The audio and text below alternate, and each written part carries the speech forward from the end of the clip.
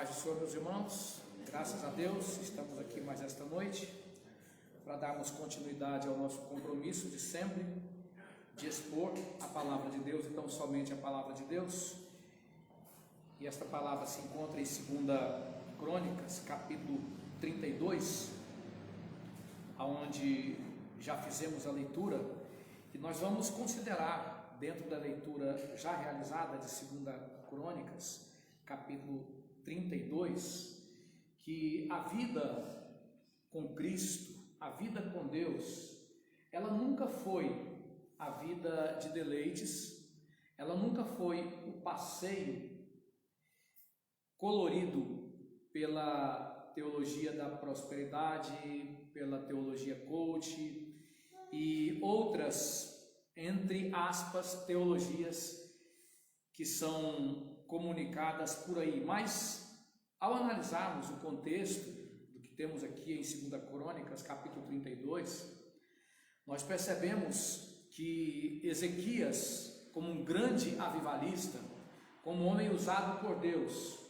para que a impiedade tivesse um freio no Estado de Israel, no reino de Israel, ele leva esse povo ao arrependimento. Desde o capítulo 29 até o capítulo 31, nós vemos isso, e o ponto alto desse arrependimento é a celebração da Páscoa, que já se faziam gerações em que a Páscoa não era celebrada. Então a Páscoa é celebrada ali como ponto alto desse momento de arrependimento, desse momento de quebrantamento, desse momento que marcava o retorno do povo de Deus aos princípios, à palavra de Deus, poderíamos dizer nos nossos dias, o retorno ao genuíno evangelho. Então Ezequias é um dos grandes avivalistas do passado, que mostram para o povo de Deus que não é possível herdar o que Deus tem, sem antes de tudo herdar o que Deus é.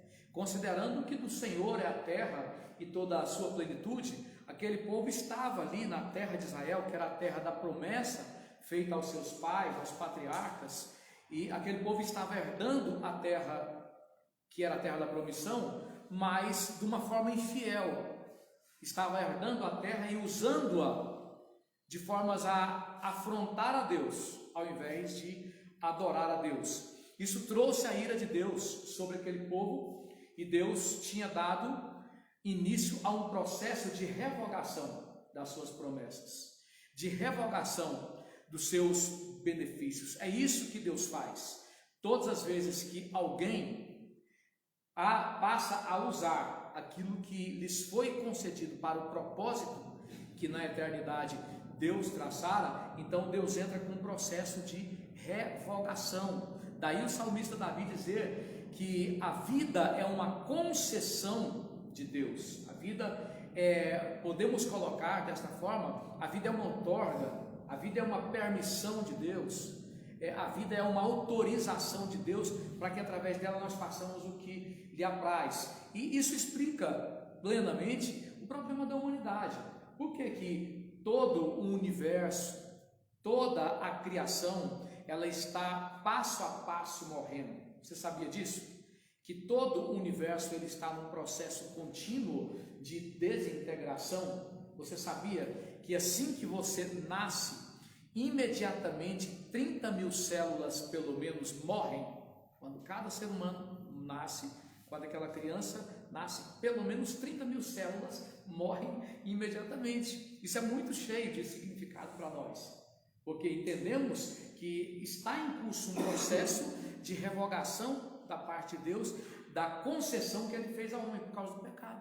O pecado foi a forma que o homem encontrou para que, numa associação com Satanás, o homem pudesse trair o propósito de Deus. E o povo de Israel resolveu fazer parte da vala comum, resolveu dar de mãos ao restante da humanidade.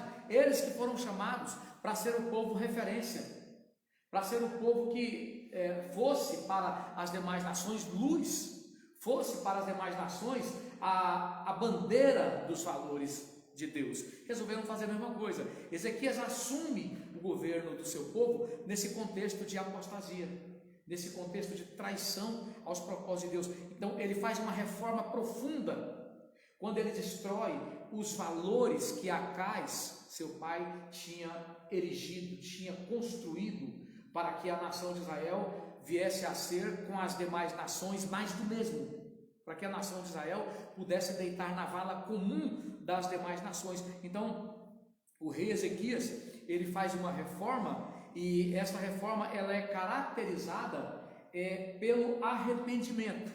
Quando falamos de reforma, quando falamos de avivamento no meio do povo de Deus, o princípio ativo de qualquer avivamento, de qualquer despertamento no meio do povo de Deus, não são aqueles picos de espiritualidade muito conhecidos no meio pentecostal. Não são aquelas alegrias expressadas em meio a cultos muito animados. Não que sejamos contra isso, porque somos pentecostais. Isso quando é resultado da fé verdadeira, da vida verdadeira em Cristo, tem o seu lugar. O problema é quando esta manifestação do culto público, ela vem na tentativa de substituir o testemunho cristão diário, vem na tentativa de substituir o arrependimento verdadeiro, o quebrantamento verdadeiro. O arrependimento verdadeiro é o fundamento de todo avivamento, de todo despertamento, é o fundamento de toda situação que mostra o povo de Deus voltando à simplicidade da sua palavra, à simplicidade do evangelho. Então Ezequias, ele chama o povo a esse arrependimento, chama o povo para essa volta para os valores outrora perdidos, né? E depois que tudo é feito, depois que eles celebram a Páscoa, depois que o povo se quebranta, depois que o povo se arrepende, depois que o povo se humilha aos pés do Senhor, reconhece que realmente tinham pecado. Então o contexto aqui que nós estamos estudando, no capítulo 32, mostra exatamente o que falamos na introdução, que a vida com Deus levada a sério, ela não é uma vida de lazer, ela não é uma vida de aplausos, ela não é uma vida aonde a pessoa que se converteu, ela é cercada de amigos porque ela assumiu um compromisso sério com Deus. Não que nós sejamos contra a vida que transita no contexto social saudável, não que o crente tenha que ser por si só inimigo das pessoas. Os apóstolos caíam na graça do povo e o Senhor ia acrescentando aqueles que haviam de se salvar. Então o crente transitando saudavelmente no meio do povo, tendo vida social, tem o seu lugar. Esta verdade tem o seu lugar. Mas o fato é que, por consequência ou como consequência do nosso compromisso com Deus, da nossa lealdade a Deus, da vida cristã levada a sério, levada de forma pia, né? Como diz o apóstolo Pedro em 1 Pedro capítulo 5, todos aqueles que piamente quiserem seguir a Cristo Jesus padecerão perseguições. Então você está vendo esse contexto aqui. Houve um momento de arrependimento, houve um momento de conversão genuína, houve um despertamento bíblico, autêntico, verdadeiro. Então poderia se dizer o seguinte: bom, agora vai haver tranquilidade, não, porque as pessoas se arrependeram, porque as pessoas voltaram-se para Deus, então agora tudo vai ser como num mar de rosas. Na visão humana essa é a lógica, né? Mas não foi isso e não é isso. Assim, veja o que diz o início do capítulo 32. Depois destas coisas e desta fidelidade. Que coisas foram essas? Depois destas coisas e desta fidelidade, depois que o povo se arrependeu, depois que o povo se quebrantou, depois que o povo voltou-se para Deus com um coração verdadeiro, o que veio não foi uma situação de paz, pelo contrário, veio a guerra. Veio Senaqueribe, rei da Síria, entrou em Judá, acampou-se contra as cidades fortificadas, entrou e tentou apoderar-se delas. Irmãos, isso aqui fala muito aos nossos corações. Isso destoa muito das mensagens que estamos ouvindo nos nossos dias, de um evangelho que diz para você: venha para cá e não sofra mais, de um evangelho onde as pessoas são levadas a testemunhar que depois que elas passaram a congregar numa determinada denominação cristã, o sofrimento acabou. Isso destoa, bem como toda a Bíblia, todo o verdadeiro evangelho destoa dessas concepções aonde as pessoas, porque em tese passaram a frequentar um determinado segmento cristão, então essas pessoas passaram a não ter mais sofrimento. É totalmente diferente de toda a Bíblia. O que nós temos aqui é aquilo que acontece na vida do povo de Deus, por toda a história. Não é possível você viver um compromisso autêntico com Cristo Jesus e não ter opositores. Isso não é possível. Não é possível você levar a fidelidade cristã a sério e o inferno não se levantar. Porque o próprio fato de você assumir um compromisso de vida com Deus, o próprio fato de você permitir que o Espírito Santo de Deus, através dos princípios da sua palavra, moldem e mudem o seu caráter, te levando a parecer cada vez mais com Cristo, isso aí já te torna inimigo do diabo. É causa e efeito, não tem para onde correr. Eu me lembro de uma história, né, uma historinha que dizia o seguinte, que uma serpente ela encontrou-se com um vagalume e se preparou para devorá-lo. O vagalume então perguntou para ela: espere, antes de você me devorar, deixa eu te perguntar uma coisa. Eu não faço parte da sua cadeia alimentar. Por que você quer me devorar? Qual o interesse que você tem em me devorar, se eu não faço parte, eu sequer faço parte da sua cadeia alimentar? Então, nessa historinha, cheia de lições para nós, a serpente diz para o vagalume o seguinte: o seu problema é esse seu brilho que eu não suporto. Entende? Então, isso serve para aplicarmos à vida cristã. O mundo não suporta nem os nossos atos e muito menos suporta o que nós somos. Nem o que nós fazemos, nem o que nós somos. Não suporta o nosso fazer e nem o nosso ser. O que nós somos, refletindo o caráter de Cristo, naquilo que nós fazemos, é contra tudo o que eles são e contra tudo o que eles fazem. É por isso que o mundo nos odeia. E Jesus falava disso. Se o mundo vos perseguiu, vos odiou, mas primeiro me odiou a mim, perseguiu a mim.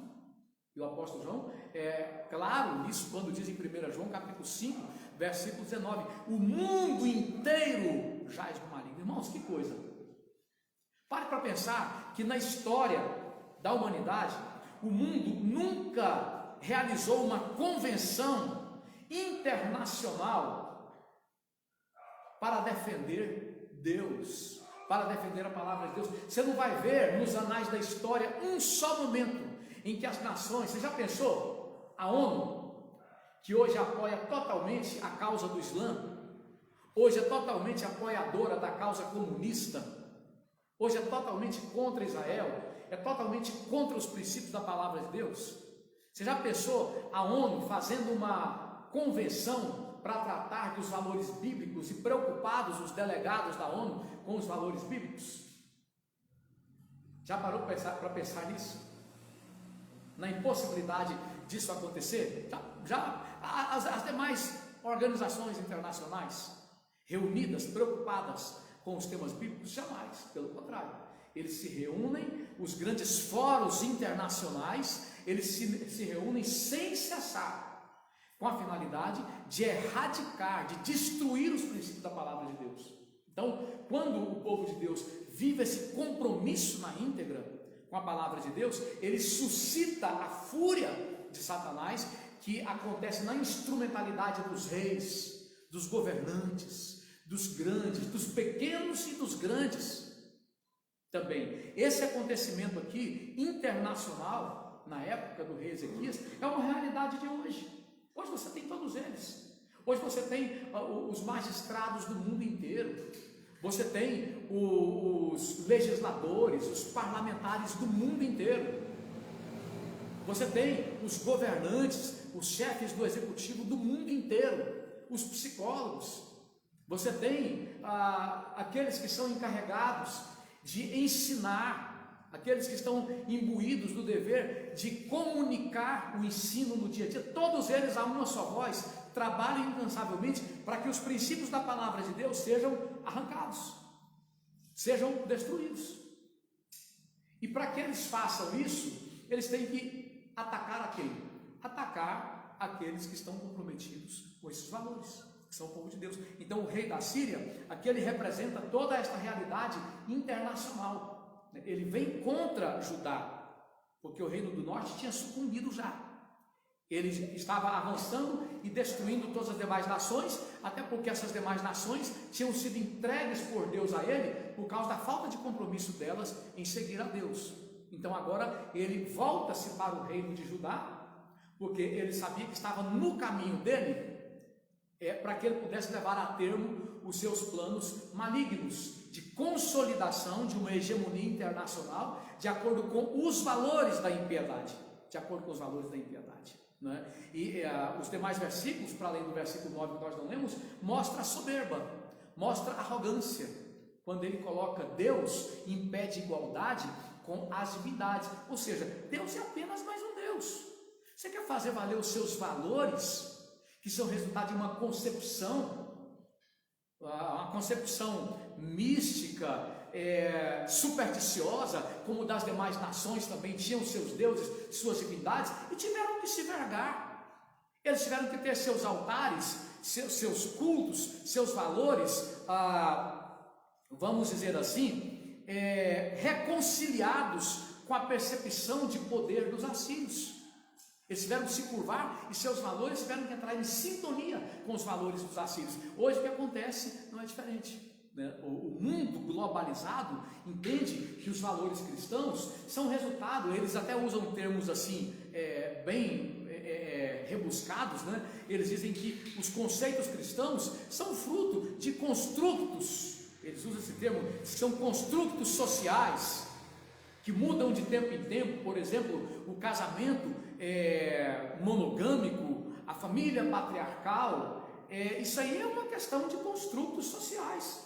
Temos nada a ver com isso nesse novo tempo. Então eles começam a elaborar leis, e com a concordância dos juízes, e a querer obrigar os cristãos a aceitarem isso. O cristão tem que aceitar o casamento de pessoas do mesmo sexo, né? Tem que aceitar que é normal crianças envolvidas sexualmente na sua idade precoce, e vão avançando, querendo dizer que o Deus dos cristãos é mais um dos conceitos que tanto surgiram ao longo da história. Então o rei da Síria, ele avança e quer dizer, e diz para Ezequias, diz para os príncipes de Judá, diz para os profetas, diz para o corpo de sacerdotes que tinham feito um compromisso de servir somente a Deus, que tinham destruído aqueles altares. Ele estava dizendo o seguinte: olha, é melhor vocês se curvarem, porque o Deus de vocês é mais do mesmo. Então ele afronta a Deus, né? Quando o crente está comprometido em servir unicamente a Deus,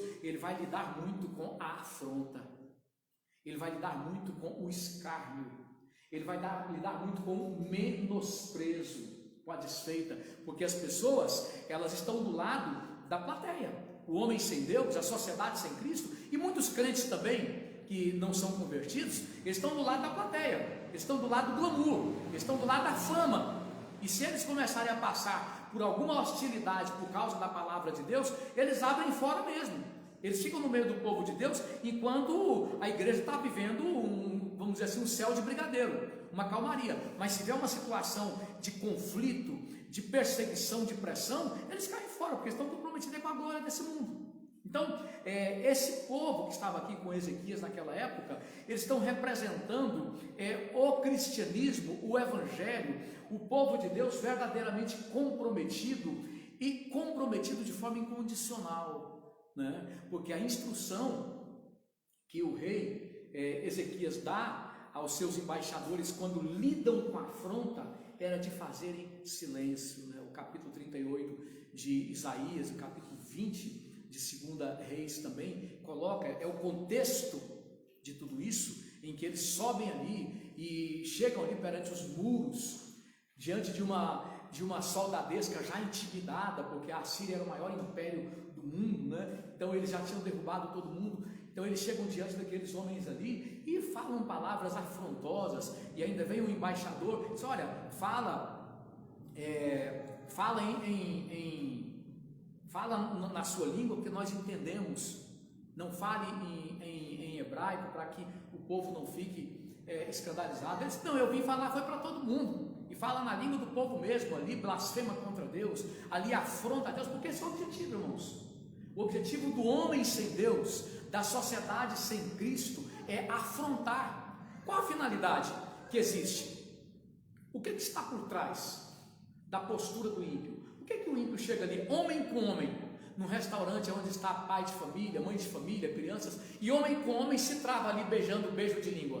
Qual a finalidade? É afrontar a palavra de Deus, não é? Com que finalidade eles praticam essas coisas diante de todo mundo, diante da família que se sente sagrada? Porque desde sempre o espírito que opera nos filhos da desobediência tem o objetivo de afrontar a Deus. A questão é a afronta, e disso fala o apóstolo Paulo em 2 Tessalonicenses, os capítulos 1 e 2, colocam que ele virá tomando vingança. Eles vão responder diante de Deus pela afronta que pelos milênios o ímpio tem sido contra Deus, se deixando usar como instrumento de Satanás. Então Ezequias, ele orienta o seu povo a não responder palavras. Muitas vezes, irmãos, o único discurso que o crente tem para com o ímpio é o silêncio. Muitas vezes, não poucas vezes, o único discurso, a única resposta nossa para o ímpio é o silêncio. Jesus, quando estava diante de Herodes, deixou Herodes falar sozinho, não lhe disse palavras. A gente precisa aprender isso. Muitas vezes nós achamos que nós proclamamos o evangelho só com palavras. Não é. Nós proclamamos principalmente com os nossos atos, com a nossa postura, com o nosso testemunho. Aí eu me lembro de um material, um livro que eu li há muitos anos atrás, e aconselho, indico esse livro para os irmãos.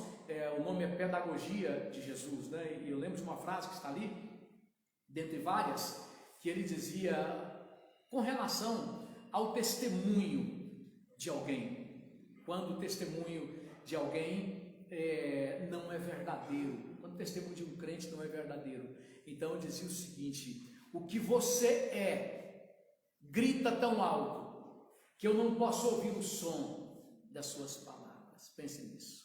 O que você grita tão alto a ponto de não permitir que eu ouça o som das suas palavras. Mas serve para o crente também. Quando o mundo olha para nós e vê em nós esse testemunho verdadeiro, o mundo ouve o evangelho na tradução a mais límpida, a mais clara que existe, que é o testemunho cristão. O mundo ouve, seja para se ofender porque odeia a Deus, mas também ouvem-no aqueles que se quebrantam, que se arrependem e se convertem a Cristo por causa do nosso testemunho. Então a ordem do rei Ezequias para aqueles homens, com relação ao escárnio, com relação à gritaria, com relação à afronta, era de que eles não respondessem palavra. E prossegue o povo de Deus nesse compromisso. Nós falamos muito mais alto com o que somos. Claro que as nossas palavras têm o seu lugar, haverá um momento. O apóstolo Pedro coloca isso, que nós temos que estar preparados para responder a qualquer um que queira saber qual a razão da esperança que há em nós. O apóstolo Paulo também fala disso, 2 Timóteo capítulo 2, versículo 15, quando ele diz: procura apresentar-te como obreiro aprovado, que maneja bem a palavra da verdade e não tem do que se envergonhar. De formas que, quando analisamos esta situação, esta ocorrência na história do povo de Deus, nós vemos o compromisso de Deus com aqueles que estão com Deus incondicionalmente. Porque esse povo poderia olhar agora e dizer: não, aí, nós nos arrependemos, nós nos convertemos, nós deixamos os ídolos, nós abrimos mão da cultura pecaminosa que nós abraçáramos outrora, e agora Deus permite que venha contra nós o maior exército do mundo. Não aceitamos não. Nós nos convertemos, então nós exigimos que esse Deus esteja conosco. Vocês já viram alguma coisa parecida por aí? Nas redes de televisão? Tipo assim, eu dizimei, eu sou fiel a Deus e coloquei ele na parede, Deus vai ter que me honrar. Não, eu não sou crente de graça não. Eu não sou crente para perder não. Eu não sou crente para ficar no preju não. Tem muito disso por aí, não? Esse povo se arrependeu, abandonou seus pecados, abandonou suas culturas pecaminosas, suas filosofias mentirosas, e agora vem contra eles o maior exército do mundo. E aí?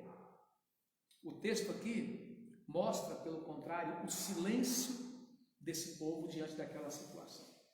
Na orientação do seu líder, homem de Deus, eles se silenciam diante daquela situação, como os irmãos leram o versículo 8, no seu segundo parágrafo. Bom, todo ele, né? Com ele está o braço de carne, mas conosco o Senhor nosso Deus, para nos ajudar e para guerrear nossas guerras. O povo cobrou ânimo com as palavras de Ezequias, rei de Judá. Como é profundo isso? O povo cobrou ânimo, o povo foi fortalecido com a palavra de Deus. Ao invés do povo olhar para aquela situação e falar: não, nós nos convertemos e não adiantou nada, nós, o problema fez foi piorar. Não, o povo cobra ânimo. É muito cheio de significado para as nossas vidas. O povo cobrou força, porque o nome Ezequias significa o Senhor fortalece, ou fortalecido pelo Senhor. Esse era o nome do rei naquele momento tão crítico que esse povo enfrentou. Eles foram fortalecidos pelo Deus de Ezequias, né? E à medida que prosseguimos, nós verificamos que Deus honra, irmãos, aqueles que o servem incondicionalmente. Nota aqui para o serviço incondicionalmente. Irmãos, pelo amor de Deus, não sejamos negligentes no ID. Não tem como a vida cristã ser levado a sério sem o ID ser levado a sério. Irmãos, nós não temos a opção de ir pregar a palavra de Deus, nós temos a obrigação. Não tem como os princípios cristãos se desenvolverem no caráter do cristão sem compromisso com Deus, sem compromisso com sua obra, sem compromisso com sua igreja. Esse século 21 está muito caracterizado pela fuga do compromisso. Nunca na história a falta de compromisso com a obra de Deus foi tão acentuada, mas consequentemente, nunca na história também o caráter de muitos cristãos foi tão demolido, foi tão fragilizado, entrou em tamanha depressão. Nunca o caráter cristão entrou em crise como nos nossos dias. Então é preciso ser fiel. Eu me lembro que quando Deus fala com a família de Eli, diz exatamente isso, repreendendo a família de Eli, sentenciando a morte. Diz assim no capítulo 2 de 1 Samuel: eu honro os que me honram, mas os que me desprezam apodrecerão. Então esse povo aqui está sendo honrado por Deus. Esse povo aqui está sendo honrado por Deus. Quando você entra no versículo 21, depois que, considerando o contexto do capítulo 38 de Isaías, do capítulo 20 de 2 Reis, com o que temos aqui no capítulo 32, então Isaías entra no templo, ora ao Senhor, suplica o socorro de Deus e faz ali uma oração, irmãos, que não era uma oração leviana. Aquela oração ali tinha uma razão de ser. Aquela oração vem de um contexto. Naquela oração, Isaías e todos eles prostrados colocam para o Senhor: Senhor, essa ordem de coisas que se estabeleceu aí, de conspiração, de rebelião, de afronta, de ataques a nós, em última análise, Senhor, isso aí é contra ti, é contra o Senhor. Foi contra o Senhor que eles têm se levantado. Irmãos, a oração verdadeira, ela tem algumas características, algumas não, ela tem características inconfundíveis. Na oração verdadeira, o crente, ele nunca busca os seus interesses, nunca. Não adianta você jejuar o mês inteiro, fazer vigília o mês inteiro, o ano inteiro, calejar os seus joelhos, para que Deus atenda aquilo que é a sua vontade, que é os seus sonhos, que são os seus caprichos, mas não é a vontade de Deus. O crente verdadeiramente maduro, o crente verdadeiramente orientado na palavra de Deus, o crente que verdadeiramente cresceu no discipulado, ele não é um crente que faz orações levianas, tipo aquelas orações que imprensam Deus na parede, segundo a cabeça deles. O crente que verdadeiramente evoluiu no discipulado, amadureceu na palavra, ele faz a oração de acordo com o coração de Deus. Ele ora para que a vontade de Deus se cumpra. Ele ora para que Deus vindique a sua glória quando Deus foi afrontado. É o que está acontecendo aqui. Então, depois dessa oração, o versículo 20 diz que, porém, o rei Ezequias, Isaías, o profeta, filho de Amós, oraram por causa disso e clamaram aos céus. Por causa disso o quê? Por causa da afronta. A afronta feita contra quem? A afronta feita contra Deus. Tudo aquilo ali era contra Deus. Percebam isso. A preocupação deles era aquilo que afrontava a Deus. Era aquele contexto, aquela ordem de coisas como hoje se vê no nosso Brasil, como o nosso Supremo Tribunal Federal está afrontando a Deus, como o Tribunal Superior Eleitoral e demais tribunais estão afrontando a Deus, como o nosso Legislativo, composto aí da Câmara Federal dos Deputados, está afrontando a Deus, como o Senado Federal está afrontando a Deus, como a OAB está afrontando a Deus, como a mídia marrom está afrontando a Deus. A história se repete com as mesmas tragédias. Deus tomando providência da mesma forma como Deus tomou providência no passado, por causa da oração dos santos, que viram aquela ordem de coisas que afrontava a Deus.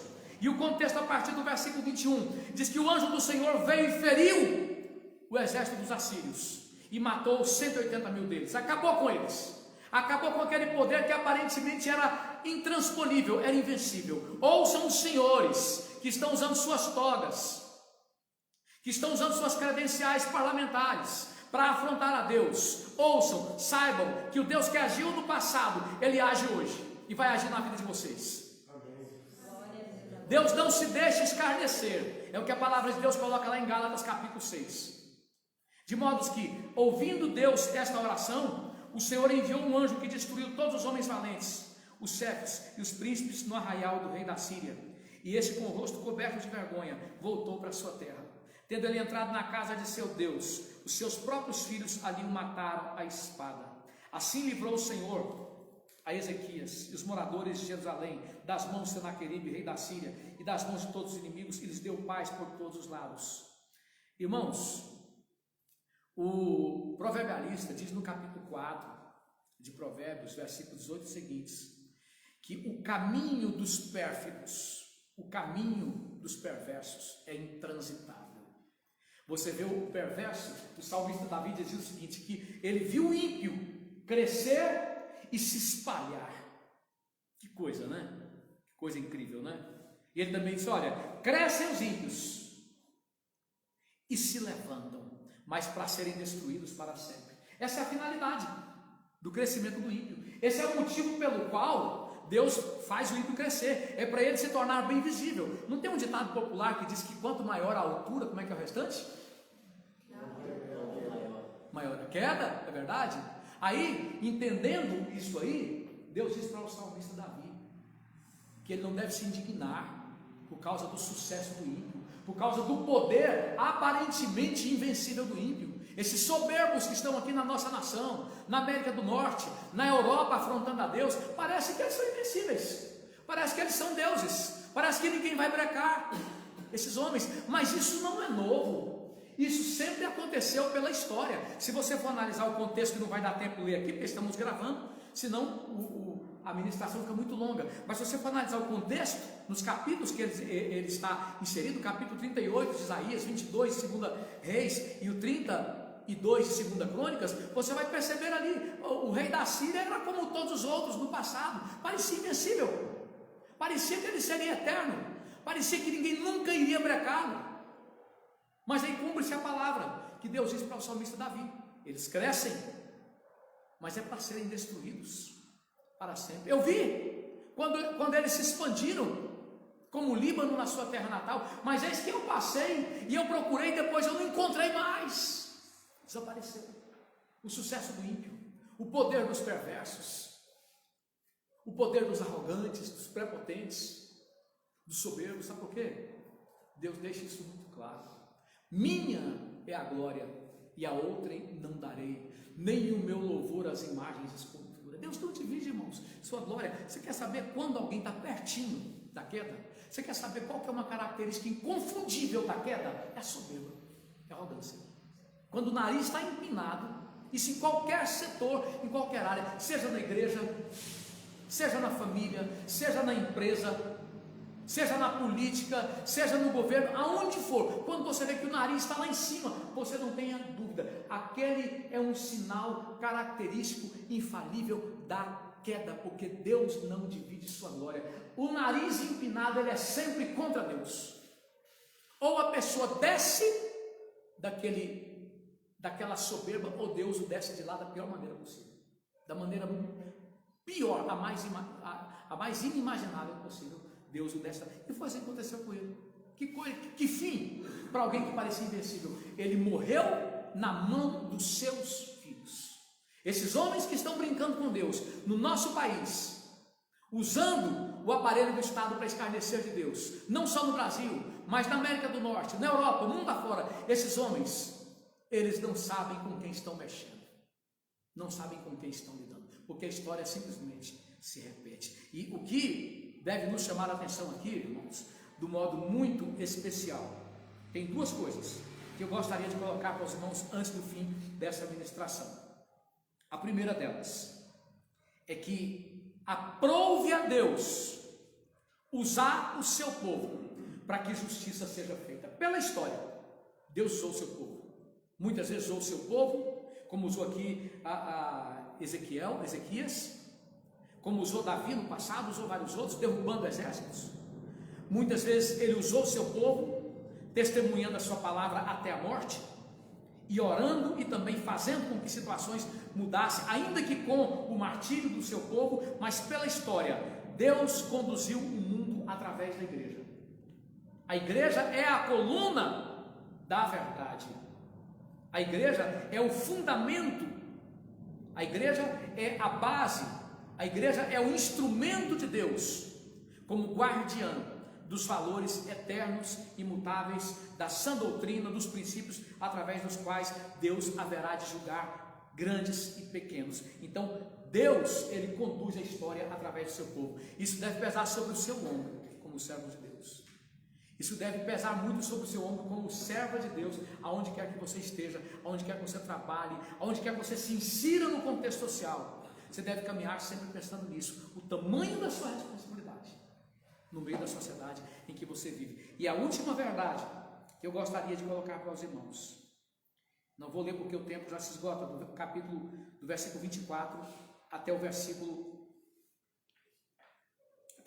31, como disse, corroborando com os outros capítulos que você pode ler em casa, capítulo 38 de Isaías, 22 de 2 Reis. Irmãos, nada do que Deus faz por nosso intermédio é para a nossa glória, é para o nosso capricho. Nós vivemos dias em que as pessoas, usando a palavra de Deus, estão muito mais preocupadas em promover seus eventos, em promover seu projeto de poder, e quase nada se ouve dessas pessoas de exposição de um versículo bíblico sequer. Eu não vou dizer nem de um versículo bíblico, nem de um parágrafo de um versículo bíblico. Essas pessoas não expõem, porque estão preocupadas em comunicar seu projeto de poder. Deus não nos confiou nada para a nossa autopromoção, para a nossa vanglória. Quando você vê que Ezequias, num dado momento da sua vida, ele aceita os embaixadores de Israel, e ali ele tem um momento de soberba. Ali ele tem um momento de vaidade, mas o contexto diz que ele se humilhou diante de Deus.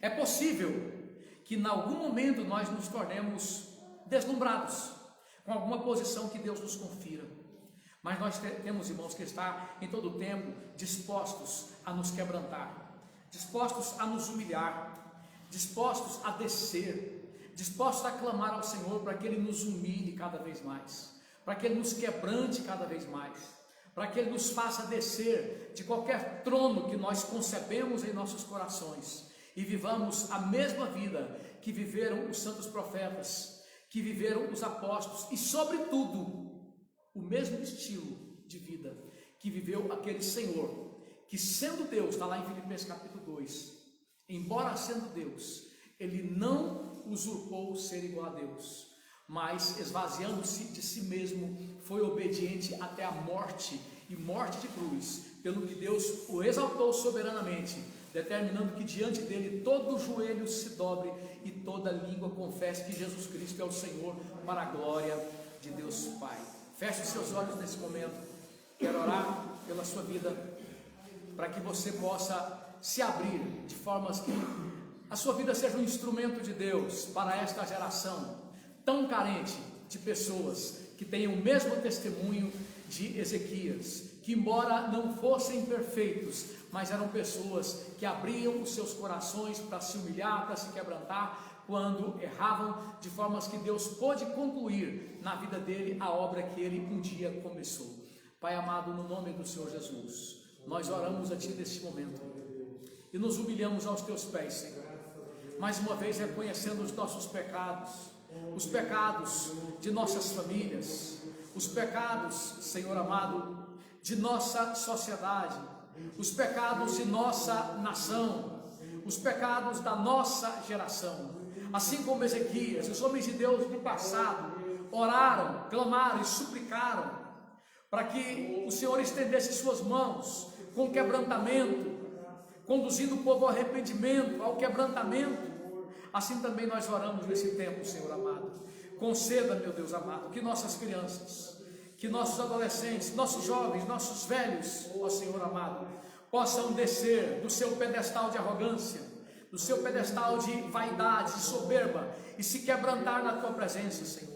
O Senhor que disse da Tua palavra, que o Senhor começa a fazer juízo a partir do Teu povo. Então eu te peço, Senhor, age poderosamente de formas que o coração de cada um de nós, Teus servos, possamos nos humilhar na Tua presença como os homens de Deus do passado se humilharam, possamos nos arrepender, possamos chorar pelos pecados de nossas crianças, de nossos jovens, de nossos velhos, Pai amado, e possamos levantar alto as nossas vozes, conclamando nossas famílias, conclamando, Deus amado, a Tua igreja ao arrependimento, para que esta igreja arrependida, quebrantada, humilhada aos Teus pés, possa ser esperança para esta geração, possa ser muralha de defesa para esta geração, cercada pelo inimigo, ó Deus amado, e ameaçada de ser destruída na sua totalidade pelo avanço do pecado, pelo avanço da imoralidade, pelo avanço da impiedade, Senhor. No nome de Jesus nós te pedimos, conceda, Senhor,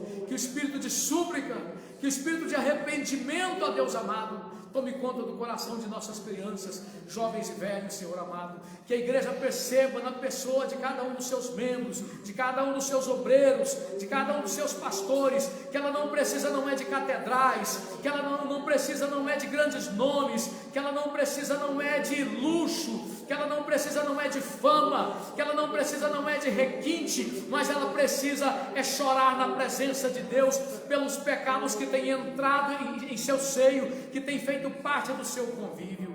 Nos ajuda, Senhor amado, a chorar como Ezequias, como aqueles homens choraram. Nos ajuda, Senhor amado, a aceitar os sofrimentos próprios daqueles que te seguem piamente, como Ezequias e o seu povo aceitaram a afronta, aceitaram o insulto, ó Deus amado, que é próprio daqueles que se arrependem, que se comprometem contigo.